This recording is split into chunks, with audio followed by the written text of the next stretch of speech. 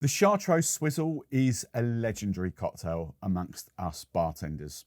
After all, we do have a bit of a reputation for liking the weird and wonderful stuff that many of you people at home might not get involved in. I think back to the days when a shot of Fernet would be the typical greeting amongst bartenders, but any sane person would never go near the stuff. Now, over the last few years, Chartreuse has suffered from too much popularity. There have been parts of the world that haven't been able to get hold of this stuff.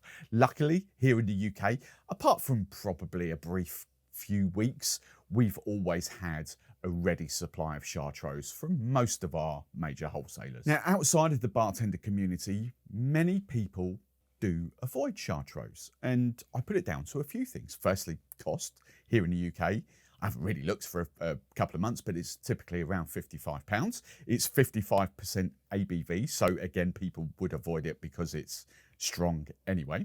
It's green, and unless you have a penchant for Midori or things like that, you might avoid green drinks. But the more interesting conversations I have are when people think in their heads they liken it to something like Campari, and Campari doesn't have the biggest fan base either.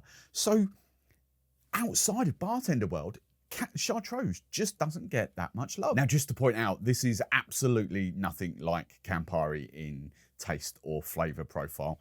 Yes, it does belong to the same family. It's essentially a liqueur infused with, I think it's over 100, I think it's, in my head, I've got 130 plus herbs that it's infused with in oak barrels. So it's a liqueur, but it has got a lovely sort of sweetness to it, and it adds amazing depth of character to cocktails. So I urge you, if you can get past the price tag, then grab yourselves a bottle and try it, because actually when you try it neat, I think more often than not, you'll fall in love with it. Now, it may surprise you to learn that Chartreuse does actually come out to play quite a lot for us bartenders. It is a big component in a family of cocktails that you might not ever see on this channel. Typically not my style of cocktails, but who knows, we might get involved in these at some point. And that's the Last Word family of cocktails. There's a whole plethora of those. However, in my world, a lot of you should hopefully know and should instantly recognize this as a big ingredient in the nuclear daiquiri. Big favorite of mine, that. You've also got another classy cocktail, the Champs-Élysées. But in this video, we are going to be looking at that Chartreuse Swizzle, the cocktail that sort of crosses over into tiki world. Except we are not going to be making the original spec. I do implore you to try it after this video. If you never had one, go and make the original. You'll see the recipe for that at the end. But what I'm going to do in this video is put my own little slight twist on the cocktail, just to show you what you can actually do. And I think you're going to love it. Now, as the name suggests, this is a swizzle cocktail, which typically you would make straight in the glass. I don't think there's a massive issue with making it in a cocktail shaker and shaking it. I don't think it's a massive issue with putting it on your mixer, your spindle blender, and giving it a good old whirl like that. But I am going to do straight in the glass. It's just a bit of theatre. I think it's a great way to make the cocktail. So the glass I'm using is from Artis again. Always give a big shout out to Artis, my favourite little glass supplier here in the UK. Phenomenal range of glasses. This is the back to the 20s range. And this is their 12¼ ounce highball. So what we're going to do is we're going to start off with the base, which is the Chartreuse, and we're going for 45ml, 1½ ounces. And purely, don't forget, this is a 55% ABV liqueur. I mean, this stuff, yes, it has got quite a feisty burn to it, but it's not, because it's a liqueur, because it's got sweetness to it, it's not as hard to drink as, say, a 55% rum. You know, it has got the sweetness in there. It's got a beautiful finish. It is, I don't think it's if you're talking about how Campari would put some people off in taste, I don't think this is anywhere close. I wouldn't call it bitter, although it has got bittering sort of herbs and roots in there in the recipe. But it's just lovely, aromatic, herbal liqueur. It's gorgeous. It's got so much depth of flavour. Honestly, try it. Start off with the green. I know the yellow is slightly cheaper, but the green is so much better. Now, for the first couple of ingredients, I am going to sort of stick to that original spec for a Chartreuse Swizzle. It does call for 15ml of John D. Taylor's Velvet for Learning. I've talked about this in a few videos recently. It's my homemade stuff. I've used John at Goldstone Rum. Their ginger and lime rum is the base, which of course is a massive ingredient for learning. And then I've just sweetened it up with some almonds, but there's a couple of little other spices in there. So this is double the ABV of what John D. Taylor's is. So I'm just bringing this down just very, very slightly. And we are going for 10ml. Then I might as well do the rest of the original spec while I'm here. This is just 100% pressed pineapple juice, already pre-measured, 45ml, 1.5 ounces. And then 22.5ml, 3/4 of an ounce of my lime juice, which I always use Bois on. Long life, shelf stable, and then once opened, 8 days. It tastes as good, if not better, than fresh lime juice. Now, I'm not actually going to do too much to this recipe. That is, except for changing the ratio slightly of the falernum, that is the Chartreuse Swizzle. But I found a flavour combo that works really well with this a few months back and is absolutely delicious.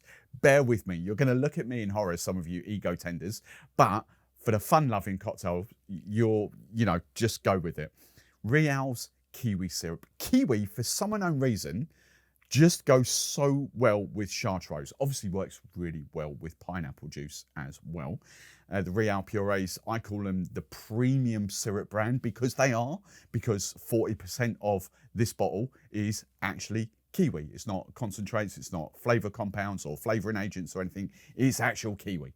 Yes, there's 60% of that is sugar, but when you look at other syrup brands, for example, that might be made up of 10 to 15% fruits, and a lot of the time will be flavour extracts or sugar. So they do live up to their premium syrup tag, if you like.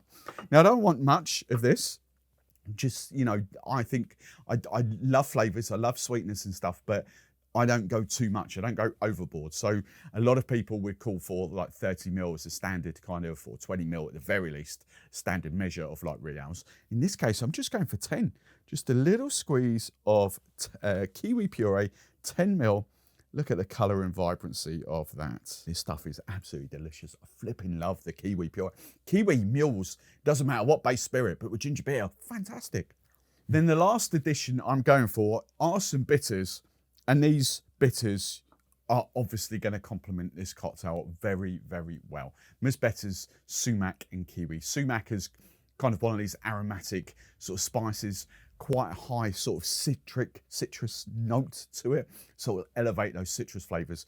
But obviously you've got the kiwi flavours in here as well. The bitters, these are fantastic bitters. I actually use quite a lot of these. I'm already down to just under, where are we? Yeah, no, just about sort of half a bottle in there. Right, we're just going for a pipette. Now, to swizzle a cocktail, whenever I do it, always give a shout out to Claire. I think I've had this 3-4 years now. Claire, one of my long-term subscribers, sent me this during COVID, during lockdown. Proper lele stick, proper swizzle stick. However, I know the vast majority of you are not going to have one of these. So just to prove a normal bar spoon will do the job, that's what I'm going to use. So a bit of crushed ice just to start us off.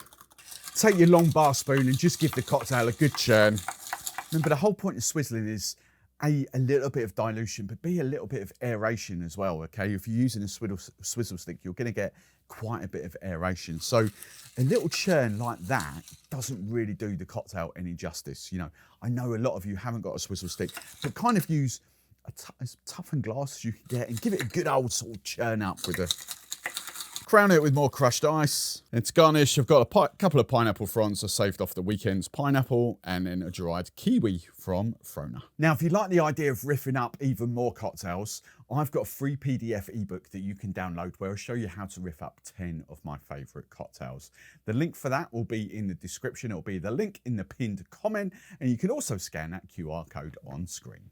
Now, I might very well get myself in trouble for saying this, but I think that is better than the original. I really do. That 10ml of kiwi complements that Chartreuse so beautifully. It goes so well with the pineapple. Some people might not like the brand, and I totally get that. I do call it this premium syrup brand, and I know some people are anti it and they don't believe it, but all I will always say is just read the back of the bottles for the ingredients. They live up to their premium hype. This is fantastic. The kiwi notes, that complement all those sort of different herbal notes from the Chartreuse is absolutely mind-blowing. Kiwi and pineapple is a great combo. The pineapple, we know the pineapple and Chartreuse works because the Chartreuse Swizzle is such a great cocktail. You've got that, my mouth is salivating, you've got that sumac bitters that come into play as well. It's just a really, really delicious cocktail. This might be my favourite so far of this new series of videos that I've done. That is fantastic. Now, for those of you who haven't got the kiwi puree, will fresh kiwi work? Yes, just be aware. You know, a lot of bartenders don't mention this, but just be aware when you do use fresh fruit or even puree brands like Barman, you still need to balance the sugar. The advantage that Barman has is you can balance to your own taste with sugar, but they do still need sugar balancing or balancing with sugar. Whereas Real's already in that 60-40, so you've got no real wiggle room to play with there on the sweetness because you have 60% of that product is there. So effectively with that 10 ml, what I put in there was 4 ml of kiwi and 6 ml of sugar. That's effectively what I've put in there. Now I'm going to put that recipe up on screen along with the original Chartreuse Swizzle, and I want to hear from you guys. If the Chartreuse Swizzle suddenly became super popular and it appeared on a lot of bar menus and you were running a bar, how would you make yours differently? How would you stand out? And that applies to you home bartenders as well. You know, if people really love the Chartreuse Swizzle, but you wanted to give them something slightly different, how would you riff up the Chartreuse Swizzle? Let me know in the comments. Now, I have been standing here for 5-6 minutes contemplating what I would actually do to that cocktail to do it slightly differently. And I think I'm at a loss. The only slight flavour notes that instantly sort of hit me that I know would work is honey in there or agave. I've used the kiwi, but you know, it's the kiwi that's leaning me more towards the honey sort of vibes. So perhaps if you use fresh kiwi instead of like a plain sugar that the Real would be, you could maybe use like a honey or an agave nectar to kind of balance that out. That might be fantastic. But when it comes to other flavours, other syrups, other liqueurs, maybe the falernum is there, the sort of limey gingeriness is there, but maybe you could amp the gingeriness slightly with a little bit of King's Ginger liqueur. But I'm not sure. I'm at a loss. That for me is almost my perfect cocktail. I flipping adore this. Now, if you do like me, if you do like what I do in my videos, then make sure you hit that subscribe button so that you don't miss any of my future videos.